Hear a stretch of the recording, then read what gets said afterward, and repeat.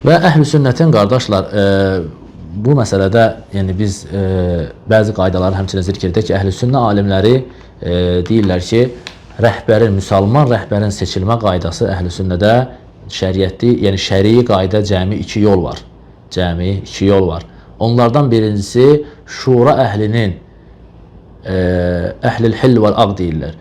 Yəni şura əhlinin, belə deyək, ölkədə olan söz sahiblərinin, alimlərin, böyük insanların öz aralarından hakim seçmələridir.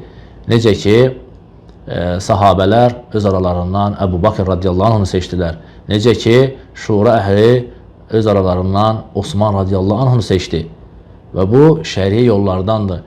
İkinci yol isə hakimi seçmə yollarına istixləf deyilir. O da yəni öncəki hakimin özündən sonraki hakimi təyin etməsidir. Bu da şəri yollardandır. Necə ki, Bakr radiyallahu anh özündən sonra Ömər radiyallahu anh'ını seçdi. Bu da şəri yollardandır. Bugünkü günü bəzi insanlar, bəzi ölkələrin hakimlərinə tən edir ki, bax, öz hakimiyyəti oğluna buraxır, filan kəsə buraxır, qardaşına buraxır. Yəni, bu şəri yoldur. Hakimin özündən sonra xəlifə təyin etməsi şəri yoldur. Yəni, hakim vəfat edir və müsəlmanlar başçısız qalmır. Vəfat edən saniyə yerində yeni hakim hazırdır.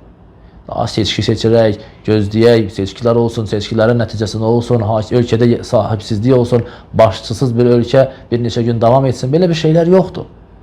Hakim vəfat etməsindən həmin saniyədən artıq yeni hakim hazırdır. Bu əhl-i sünnətdir. Baxın, buna məqsəd nədir? Buradan məqsəd, yəni, müsəlmanlar, ümumi məsləhətdir, müsəlmanlar başçısız qalmasın.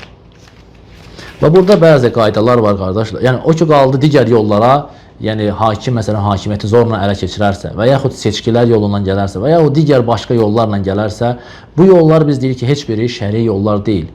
Bir hakimə qarşı çıxmaq haramdır. Az öncə söylədiyimiz dəlillər buna açıq aydın dəlildir. Lakin bir hakim digərinə qarşı çıxarsa, hakimiyyəti ələ keçirərsə, artıq hökmü tam bərqərar edərsə, tam bərqərar edib hakimiyyəti alarsa, yeni hakim olaraq ona eşidib, ona itaat olunur. Yəni, bizim köhnə hakimimiz var idi, artıq biz ondan başqasını tanımıq. Belə bir şey yoxdur. Artıq hökm bunundursa, bu yeni gələn hakim hakimiyyəti tutdusa, baxmayaraq ki, gəldiyi yol şəri yol deyil, batil bir yoldur.